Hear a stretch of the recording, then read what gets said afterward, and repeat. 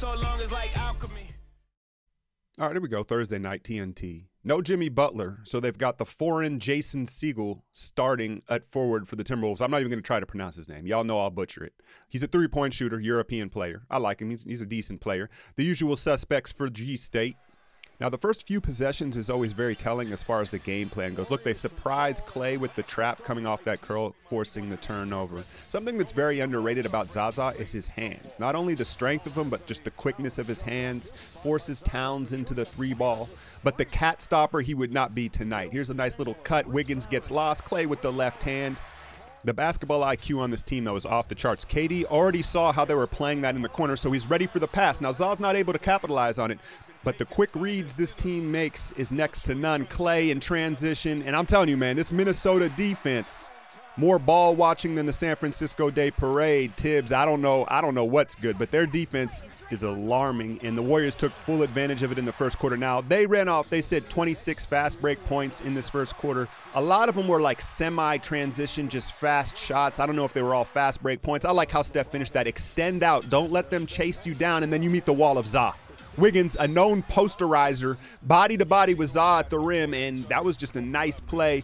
But here he leaks out Towns on the offensive glass. This was my concern in the game, but watch them make him pay right away. Za, he misread the play, so he gets the second lob in as many games. What's going on? Zaza's catching lobs. The league needs to stop. Here's what I was talking about. Now, is this a fast break point? Not really, but it's a quick shot, and that's a tough, fast floater from Draymond. And they run back one at us here and get a basket, but we're willing to give this up to maintain the pace that we want to play at.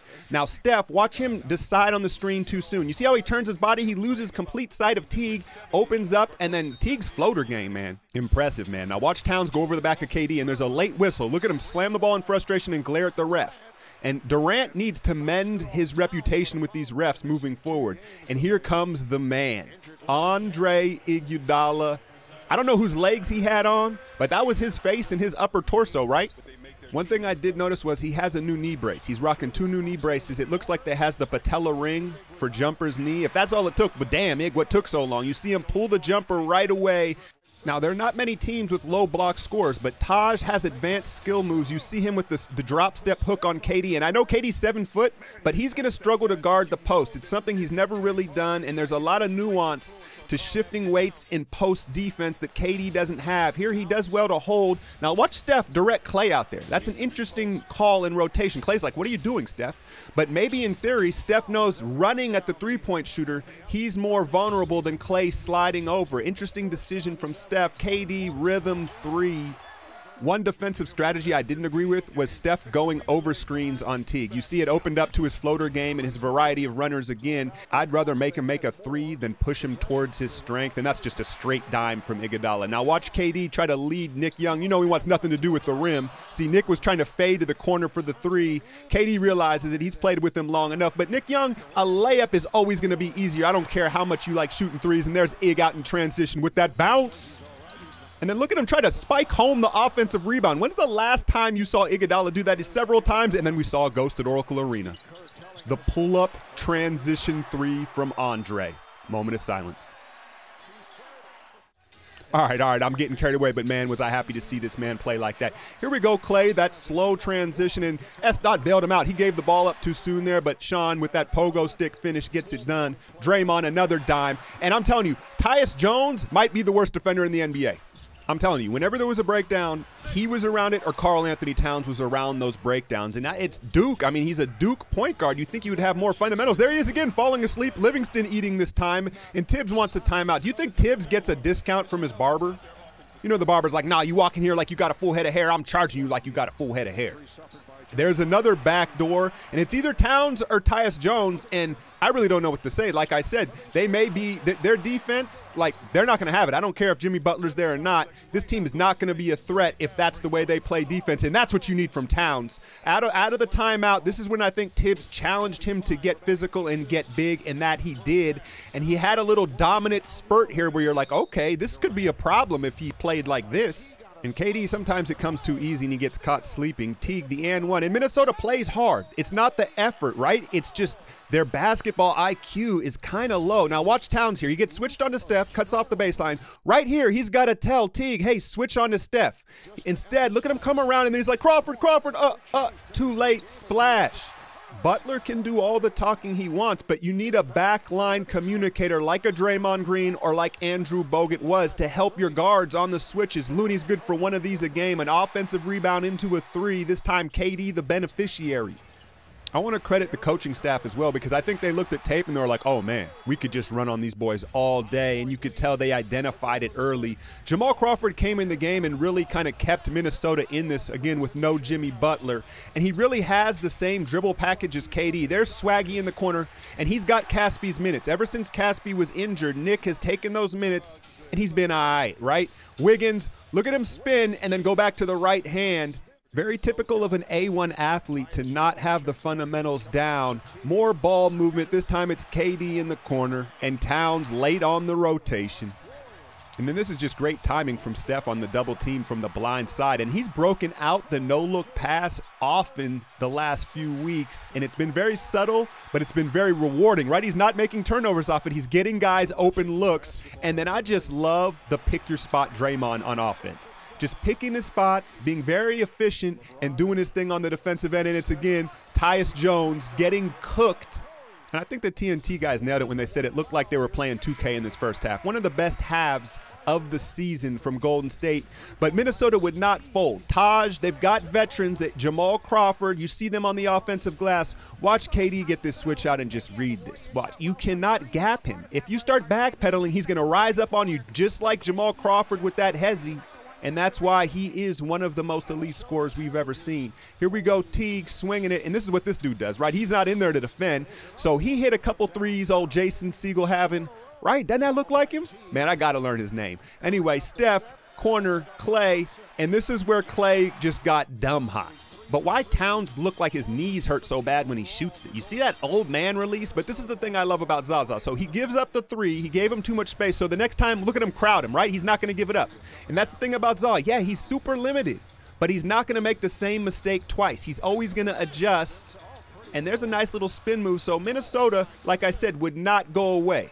Wasn't the 1 year anniversary, or was it 2 years when he dropped the 39 in the corner? I know that they had just announced that, and I started to think, oh, is he going to have one of those quarters? Now, it didn't quite turn into that. Watch Steph kind of hesitate here. This was the circus play of the game, loses it. He should have given it up to Clay earlier on, but hey, sometimes you're just going to get that bounce. He winds up with the corner three anyway. Watch KD's action. See, that distracts Wiggins, and then all of a sudden Zaza's there. So there's more than just the initial screen. The action distracts the defender, and Clay another one. Now here's going to be a turnover, and I don't know how Minnesota doesn't get more of these. The way they get stuck watching the ball, they should get a lot more steals. Towns, that's a nice finish. Okay, Towns. But you know the story. Warriors don't blow teams out anymore. They let them hang around. Here's a rim run by Taj. He sees Iguodala, and at this point it's too late. He's under the rim right where he wants. Nice little drop step. And Minnesota went on a run here to cut this thing to single digits. Look at Taj, man, looking like a Ninja Turtle without his bandana on. Oh, hero in a half-shell ass looking. Look at Looney, though. He's not going to get stats for this, but he keeps the ball alive. Nice save by Steph. But I'm telling you, Kavan is responsible for 2 or 3 extra three-point looks a game with his physical action on the glass. There he is again with the tip out. And Steph, another dime. How many corner threes did we have in this game? We really exploited the corner three ball. Steph, 9 assists of his own, and honestly, they were the most impressive of the game. He was really setting the table. You see the toilet bowl there for Looney. And then look at Iguodala push this. I was just exasperated when he went all the way to the rim. Now, he doesn't finish. He does the LeBron thing where he doesn't want to get pinned, right? But just the fact that he pushed the ball and went to the line there is a very good sign. And then Jay Craw gets it at the buzzer. And again, the same move KD uses, the big hezzy into the jumper. It's unguardable. It's unguardable when you time it and you have it that smooth. Seattle's finest kept Minnesota in this. Here he is again, dancing and prancing. Then he has the flips at the rim, right? He's not 7 foot like KD, but they have the same dribble package. Fourth quarter, they put this young dude, Georges Hunt, on Clay, and he was really physical, and he should have played more, honestly, Tom, because he was their only good defender. And what it did is it kind of forced Draymond into some threes that he probably didn't want to take. D West had a quiet night. You see the tip in there. Kerr going back to Steph and KD a little earlier in fourth quarters. Once again, Livingston patient step-through finish at the rim. And at this point, I think KD can smell the triple-double. And look at Jamal Crawford off the screen. You see that little hesitation dribble into the jumper? I think he learned that from CP3 with their time together in Los Angeles. Taj Gibson, one of my favorite players on this team. Look at him switch on Steph and move his hips, switch his hips, move his feet. And that's just rare for a guy his size to stay with Steph. Nick Young's second three ball in the corner there yet again. Towns driving. Look at KD big, and then the box out, the defensive rebound. All 10 of his rebounds on the defensive side, and then he pushes it down all the way. Stretch Armstrong at the rim. But he was huge down the stretch defensively, playing like a big man. And that's going to be huge in the playoffs when we want to play small and teams are trying to exploit that. Steven Adams, Clint Capella, those boys. Crawford, it was too late. He had it going. One of the true heat check artists the league has ever seen. Out of the timeout, this has become consistent now. Out of a timeout in the fourth quarter, we ISO Kevin Durant. Now, he doesn't knock this down, but I've spoke on this before. I agree with this strategy. He may get someone an open shot, but I like the ball in his hands out of timeouts in a half-court set late in games. And that was just a terrible call on Looney, getting Cat some free throws to keep it close call. And then again, basketball IQ from this Minnesota team. Trapping Kevin Durant in the corner with the death lineup out there basically breeds death. There's Wiggins, 4 of 18 on the night, and guess who it is on the glass again? Here's another example of KD being big and battling in the paint. Now, it may be a little different against Steven Adams or a Capella or some of these other more physical teams, but he held his own here, and then Draymond coast to coast elevates. And I didn't like that play from Teague. That's a dangerous play, man. He does that again, I'm going to gouge his big-ass eyes out of his skull with a spoon. All right, calm down, Alchemy. Calm down, Alchemy. Here we go. This is where I thought KD started hunting a little bit, right? He has an ISO. He calls Steph over clearly for this little fade to the corner. He gets it back, and then he makes another pass, and that's fine. That's a basketball play. This is coming from one of the greatest scorers we've ever seen, so it's more noticeable when he passes up opportunities. That's all I'm saying. Then here we go out in transition. And what did I say? A lack of aggression in transition going to the basket will ultimately cost you. And that's what happened right there, right? That's normally a tomahawk dunk, but he wanted the pass, and then he ended up getting a turnover. There he is being big again, though. I'm going to give him credit where credit's due. And then Steph with his 5th three of the night to cap things off. And he was kind of overshadowed by the triple-double from KD, but he had 25, 5, and 9, 3 steals, and really just had a tremendous performance as well. But ultimately, I was pretty disappointed in Minnesota. I know you've got Butler, you've got Taj Gibson as plus defenders, right? But that's just not enough. Wiggins, Tyus Jones, Karl Anthony Towns, too many guys that play heavy minutes are terrible on the defensive end, as you see all the post-game dap-ups. And KD seems to know everybody in the league. Yeah, that's Cole Aldrich. He's like, don't let nobody tell you ain't 6'11", boy. Look that joke up. I'm out.